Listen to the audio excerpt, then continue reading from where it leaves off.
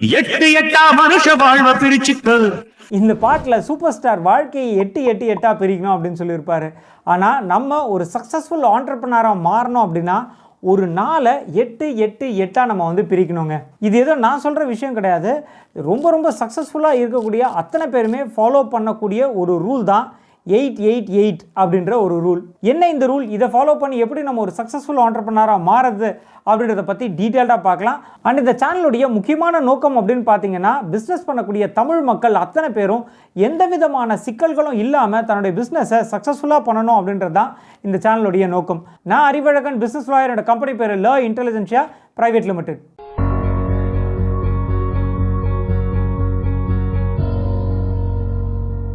உலகத்தில் இருக்கக்கூடிய எல்லாருக்குமே பொதுவான ஒரு விஷயம் அப்படின்றது, அதாவது ஒரு பெரிய சக்ஸஸ்ஃபுல் பர்சனாக இருக்கலாம், ஒரு சாதாரண மனுஷனாக இருக்கலாம், அதே மாதிரி ஒரு பெரிய ஆண்டர்ப்ரனராக இருக்கலாம், ஒரு சாதாரண ஸ்டார்ட் அப் கம்பெனியோடைய ஓனராக இருக்கலாம், ஒரு சயின்டிஸ்ட்டு, அதே மாதிரி ஒரு காலேஜ் ஸ்டூடெண்ட்டு, இவங்க எல்லாருக்குமே பொதுவாக இருக்கக்கூடிய ஒரு விஷயந்தான் டைம்.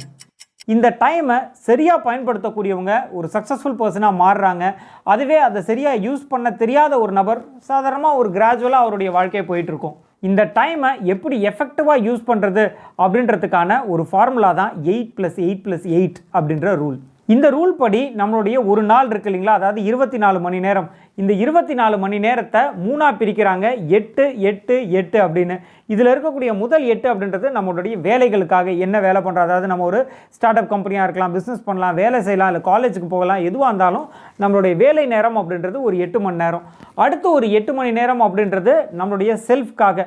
மூணாவது 8 மணி நேரம் உறக்கத்திற்காக. ஸோ இப்படி தாங்க இது மூணுத்தையும் 8 8 8ன்னு பிரிக்கிறாங்க. இதை பற்றி டீட்டெயில்டாகவும் பார்க்கலாம். முதல் 8 அப்படின்றது நம்மளுடைய வேலைக்காக. ஸோ இந்த 8 மணி நேரத்தில் நம்ம வந்து ஒரு கம்பெனி வச்சுட்டு இருக்கோம், இல்லை நம்ம வந்து காலேஜுக்கு போகிறோம், இல்லை நம்ம ஏதோ ஒரு கவர்மெண்ட் ஆஃபீஸில் வேலை செய்கிறோம், ப்ரைவேட் கம்பெனி எதுவாக இருந்தாலும் நம்மளுடைய வேலை நேரம் அப்படின்றது ஒரு 8 மணி நேரம்.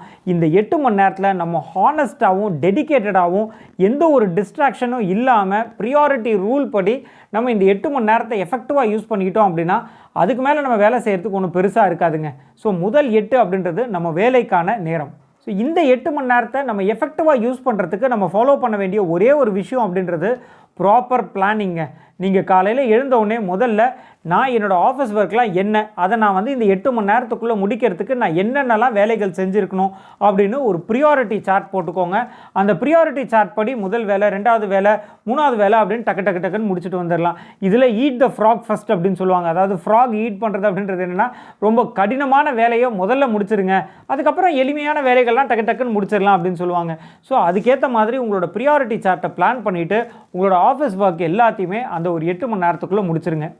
அதே மாதிரி இதில் நீங்கள் முக்கியமாக ஃபாலோ பண்ண வேண்டியது குவாலிட்டி தான், குவான்டிட்டி கிடையாது. நான் இவ்வளோ வேலை முடித்தேன் அப்படின்றத விட நீங்கள் முடிக்கக்கூடிய வேலையை ரொம்ப ஃபோக்கஸ் பண்ணி அதோடைய குவாலிட்டி நல்லா இருந்ததுன்னா போகிறோம். குவான்டிட்டி அப்படின்றது முக்கியம் கிடையாதுங்க. அடுத்து ரெண்டாவது இருக்கக்கூடிய 8 அப்படின்றது நம்மளுடைய செல்ஃப் டைமுங்க.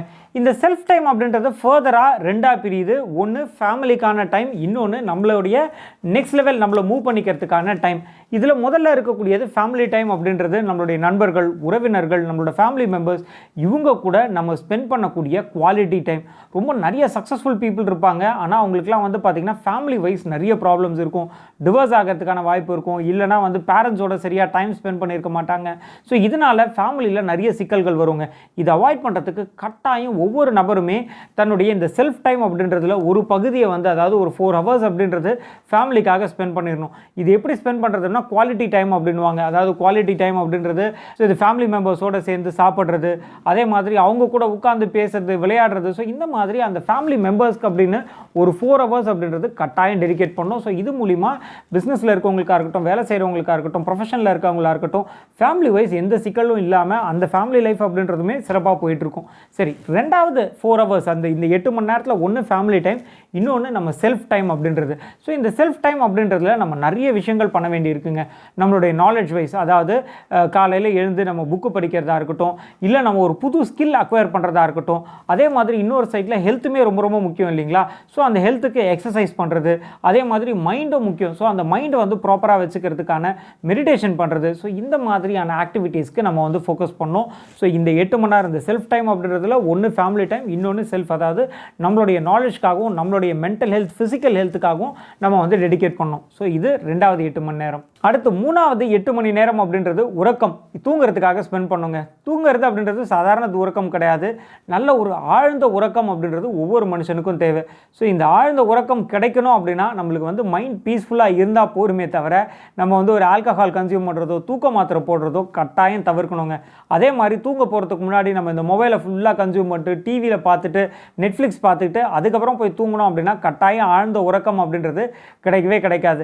நான் முன்னாடி சொன்ன மாதிரி நம்ம வந்து ஃபிசிக்கல் ஹெல்த்து மென்டல் ஹெல்த்து இது ரெண்டும் கரெக்டாக இருந்துச்சு, அதுக்கு தேவையான எக்ஸசைஸ் மெடிடேஷன் இதெல்லாம் ப்ராப்பராக பண்ணுறோம் அப்படின்னாலே கட்டாயமாக இந்த 8 மணி நேரம் ஆழ்ந்த உறக்கம் அப்படின்றது நம்மளுக்கு கிடைக்கும். அண்ட் இந்த விஷயங்கள் இந்த 3-8 இருக்குது இல்லைங்களா, இதை சரிவர கடைப்பிடிக்கணும் அப்படின்னா அதுக்கு ஒரு சில விஷயங்கள் நம்ம ஃபாலோ பண்ணுங்க. முதல் விஷயம் அப்படின்றது ப்ராப்பர் பிளானிங் அப்படின்றது எல்லா இடத்துலையுமே கட்டாயம் பண்ணுங்க. ஸோ நம்ம இந்த 8 மணி நேரம்ன்றதை எப்படி பிரிச்சுக்க போகிறோம்? காலையில் ஒரு 4 மணி நேரம், அதில் ஒரு 2 மணி நேரம் நம்மளுக்கு வந்து ஹெல்த்துக்காகவும் மைண்ட்காகவும் ஸ்பெண்ட் பண்ணலாம். அதுக்கப்புறம் திருப்பியும் கொஞ்சம் நேரம் ஃபேமிலிக்காக ஸ்பெண்ட் பண்ணலாம். அடுத்து நம்மளோட ஆஃபீஸ் ஒர்க்கு, திருப்பியும் ஆஃபீஸ்லேருந்து திரும்ப வந்தோன்னா எப்படி நம்ம டைம் ஸ்பெண்ட் பண்ண போகிறோம், அதுக்கப்புறமா எப்போ வந்து நம்ம தூங்க போகணும், இது அத்தனையுமே நம்ம ப்ராப்பராக பிளான் பண்ணி நம்ம வந்து இதை எக்ஸிக்யூட் பண்ண வேண்டியிருக்கும். ஸோ இதை இந்த 8-8-8 அப்படின்ற ரூலை ஃபாலோ பண்ணோம் அப்படின்னா கட்டாயம் நம்மளுக்கு தேவையான முதல் விஷயம் அப்படின்றது ப்ராப்பர் பிளானிங். ரெண்டாவது ட்ராக்கிங் யுவர் டைம். எந்த நேரம் எதுக்காக நம்ம யூட்டிலைஸ் பண்ணுறோம், அந்த நேரத்தை நம்ம அதுக்காக கரெக்டாக யூட்டிலைஸ் பண்ணியிருக்கோமா இல்லையா அப்படின்றத நம்ம வந்து ப்ராப்பராக ட்ராக்கும் பண்ணோங்க. இது ரெண்டாவது ப்ராசஸ். மூணாவது ப்ராசஸ் எவால்விங் யுவர் ரிசல்ட். அதாவது நம்ம வந்து இந்த ப்ராசஸை ஃபாலோ பண்ணுறோம், ஆனால் இந்த ப்ராசஸ் ஃபாலோ பண்ணுறதுனால நம்மளுக்கு ரிசல்ட் கிடைக்குதா இல்லையா அப்படின்றத பார்க்கணும் இல்லையா. சரியாக ரிசல்ட் கிடச்சிருச்சுன்னா ஓகே, பட் சரியாக ரிசல்ட் கிடைக்கல அப்படின்னா எந்த இடத்துல நம்ம ஃபைன் டியூன் பண்ணணும், எந்த இடத்துல நம்ம மிஸ் பண்ணுறோம், ஸோ இதையுமே நம்ம ப்ராப்பராக ட்ராக் பண்ணால் தான் இது நம்மளுக்கு தெரியும். ஏதோ ஒன்று சொல்கிறோம் அதை ஃபாலோ பண்ணுறோம் அப்படின்றது இல்லாமல் இதை ப்ராப்பராக ஃபாலோ பண்ணுறதுனால என்ன நம்மளுக்கு ரிசல்ட் கிடைக்குது, ரிசல்ட் கிடைக்கலன்னா இது இன்னும் எப்படி நம்ம சேஞ்ச் பண்ணுறது அப்படின்றத தெரிஞ்சுக்கிறதுக்கு நம்ம இந்த ரிசல்ட்டையுமே நம்ம வந்து ட்ராக் பண்ண வேண்டியிருக்கோங்க. சரிங்க, இன்றைக்கி இந்த வீடியோ மூலிமா நம்ம 8-8-8 அப்படின்ற ரூல் பற்றி டீட்டெயில்டாக பார்த்துருந்தோம். இதே மாதிரி இன்னொரு இன்ட்ரெஸ்டிங்கான தகவலோடு உங்களை நான் சந்திக்கிறேன். நான் அறிவழகன், பிஸ்னஸ் லாயர், என்னோட கம்பெனி பேர் ல இன்டெலிஜென்ஷியா பிரைவேட் லிமிடெட். நன்றி, வணக்கம்.